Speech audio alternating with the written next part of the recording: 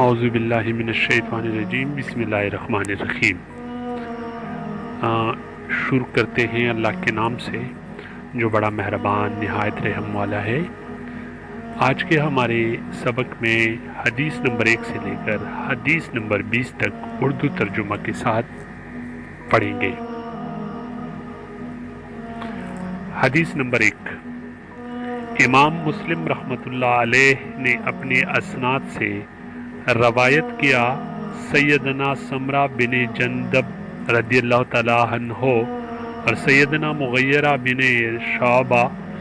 رضی اللہ تعالیٰ عنہ سے کہ رسول اللہ صلی اللہ علیہ وآلہ وسلم نے فرمایا، یعنی وہی حدیث جو اوپر گزری کہ جو شخص مجھ سے حدیث نقل کرے اور وہ سمجھتا ہو کہ یہ جھوٹ ہے تو وہ خود جھوٹا ہے۔ حدیث نمبر 2، ربی بن حراش سے روایت ہے، انہوں نے سنا سیدنا علی رضی اللہ تعالیٰ عنہ سے، وہ خطبہ پڑھ رہے تھے، کہتے تھے، فرمایا رسول اللہ صلی اللہ علیہ وآلہ وسلم نے، مت جھوٹ باندھو میرے اوپر، جو کوئی میرے اوپر جھوٹ باندھے گا وہ جہنم میں جائے گا۔ حدیث نمبر 3، انس بن مالک رضی اللہ تعالیٰ عنہ سے روایت ہے، انہوں نے کہا، مجھے بہت حدیثیں بیان کرنے سے یہی بات روکتی ہے جو رسول اللہ صلی اللہ علیہ وسلم نے فرمائی، جو شخص مجھ پر قصداً جھوٹ بولے وہ اپنا ٹھکانہ جہنم میں بنائے۔ حدیث نمبر 4، سیدنا ابو ہریرہ رضی اللہ تعالیٰ عنہ سے روایت ہے کہ رسول اللہ صلی اللہ علیہ وآلہ وسلم نے فرمایا، جو شخص مجھ پر قصداً جھوٹ بولے وہ اپنا ٹھکانہ جہنم میں بنا لے۔ حدیث نمبر 5، علی بن ابی ربیعہ والبی سے روایت ہے، انہوں نے کہا کہ میں مسجد میں آیا اور ان دنوں سیدنا مغیرہ بن شعبہ رضی اللہ تعالیٰ عنہ کوفہ کے حاکم تھے۔ انہوں نے کہا، مغیرہ رضی اللہ تعالیٰ عنہ نے کہا، میں نے رسول اللہ صلی اللہ علیہ وآلہ وسلم سے سنا، آپ فرماتے تھے، میرے اوپر جھوٹ باندھنا ایسا نہیں ہے جیسے اور کسی پر جھوٹ باندھنا، کیونکہ اور کسی پر جھوٹ باندھنے سے جھوٹ بولنے والے کا نقصان ہوگا، یا جس پر جھوٹ باندھا اس کا بھی، یا اور 2-3 آدمیوں کا صحیح، لیکن رسول اللہ صلی اللہ علیہ وسلم پر جھوٹ باندھنے سے ایک عالم گمراہ ہوگا اور دنیا کو نقصان پہنچے گا۔ پھر جو شخص مجھ پر جھوٹ باندھے وہ اپنا ٹھکانہ جہنم میں بنا لے۔ حدیث نمبر 6، سیدنا مغیرہ بن شعبہ رضی اللہ تعالیٰ عنہ نبی صلی اللہ علیہ وسلم سے بیان کرتے ہیں، ان الفاظ کے علاوہ، مجھ پر جھوٹ بولنا تمہارا کسی عام شخص پر جھوٹ بولنے کی طرح نہیں ہے۔ حدیث نمبر 7، حفص بن عاصم رضی اللہ تعالیٰ عنہ سے روایت ہے، انہوں نے کہا کہ رسول اللہ صلی اللہ علیہ وسلم نے فرمایا، کافی ہے آدمی کے جھوٹا ہونے کے لیے یہ کہ جو سنے اس کو بیان کرے۔ حدیث نمبر 8، حفص بن عاصم سیدنا ابو ہریرہ رضی اللہ تعالیٰ عنہ سے بیان کرتے ہیں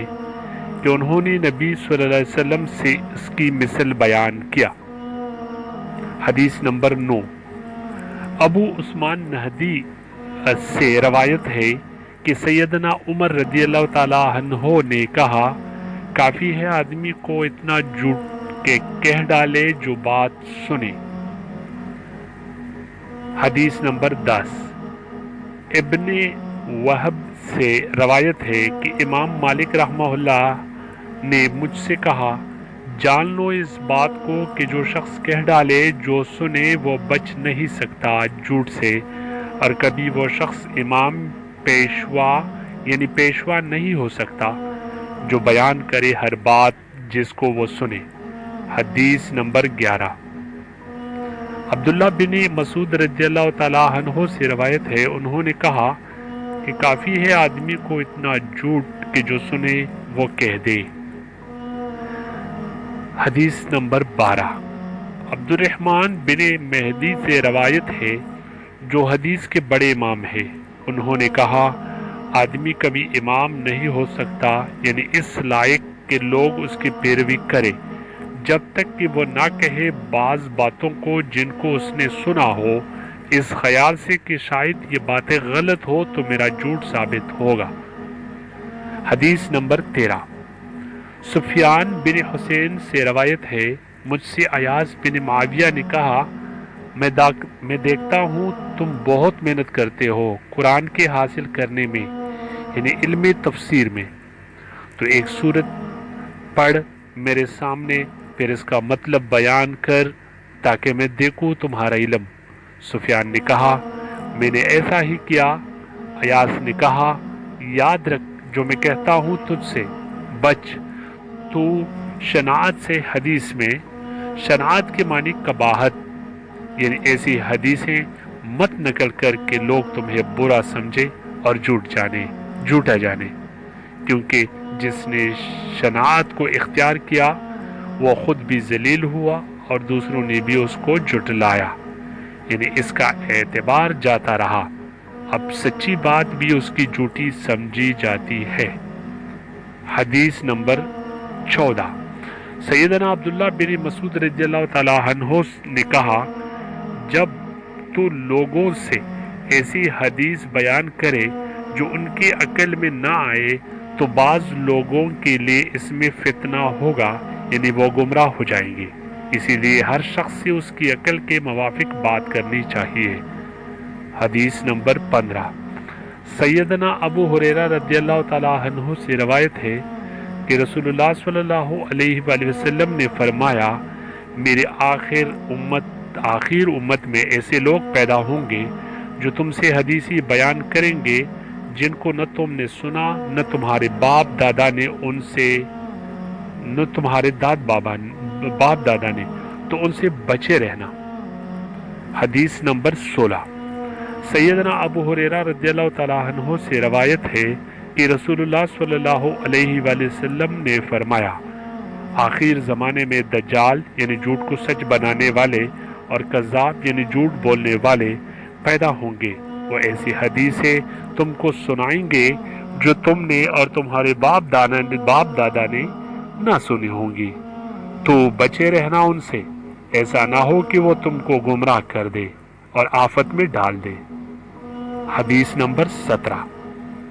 عامر بن عبدہ رضی اللہ تعالیٰ عنہ سے روایت ہے، اس نے کہا کہ سیدنا عبداللہ بن مسعود رضی اللہ تعالیٰ عنہ نے کہا شیطان ایک مرد کی صورت بن کر لوگوں کے پاس آتا ہے، پھر ان سے جھوٹی حدیث بیان کرتا ہے، جب لوگ اس جگہ سے جدا ہو جاتے ہیں تو ان میں سے ایک شخص کہتا ہے میں نے سنا ایک شخص سے جس کی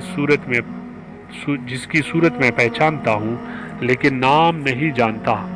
وہ ایسا بیان کرتا تھا۔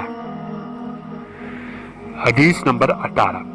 سیدنا عبداللہ بن عمر بن العاص رضی اللہ تعالیٰ عنہما سے روایت ہے کہ انہوں نے کہا دریا میں یعنی سمندر میں بہت شیطان ہے جن کو قید کیا ہے سیدنا سلیمان علیہ السلام نے، قریب ہے کہ وہ نکلے اور لوگوں کو قرآن سنائے۔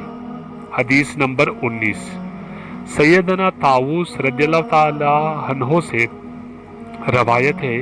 کہ بشیر بن کعب سیدنا ابن عباس رضی اللہ تعالیٰ عنہما کے پاس آئے اور ان سے حدیثی بیان کرنے لگے۔ سیدنا ابن عباس رضی اللہ تعالیٰ عنہما نے اسے کہا کہ فلاں حدیث پھر بیان کر، انہوں نے پھر دوبارہ بیان کیا اور کہا مجھے معلوم نہیں ہوتا کیا تم نے سب حدیثیں میرے پہچانی اور اسی کو منکر سمجھا یا سب حدیثوں کو منکر سمجھا اور اسی حدیث کو پہچانا۔ سیدنا ابن عباس رضی اللہ تعالیٰ عنہما نے ان سے کہا کہ ہم رسول اللہ صلی اللہ علیہ وسلم سے حدیث نقل کیا کرتے تھے جب آپ صلی اللہ علیہ وسلم پر جھوٹ نہیں باندھا جاتا تھا، پھر جب لوگ بری اور اچھی راہ چلنے لگے یعنی سب قسم کی حدیثیں صحیح اور غلط نقل کرنے لگے تو ہم نے حدیث بیان کرنا چھوڑ دیا۔ حدیث نمبر 20 سید ابن عباس رضی اللہ تعالی عنہما سے روایت ہے کہ ہم حدیث یاد کیا کرتے تھے، اور حدیث رسول اللہ صلی اللہ علیہ وسلم کی یاد کرنی چاہیے، لیکن جب تم بری اور اچھی ہر طرح کی راہ چلنے لگے تو اب اعتبار جاتا رہا اور دور ہو گیا۔ اپنی دعاؤں میں یاد رکھنا۔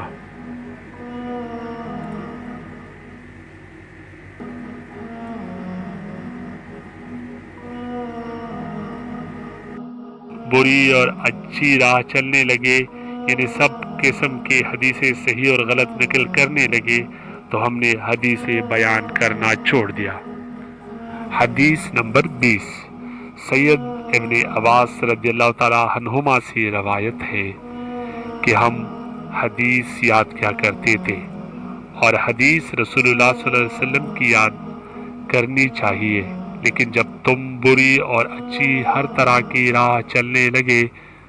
تو اب اعتبار جاتا رہا اور دور ہو گیا۔ اپنی دعاؤں میں یاد رکھنا۔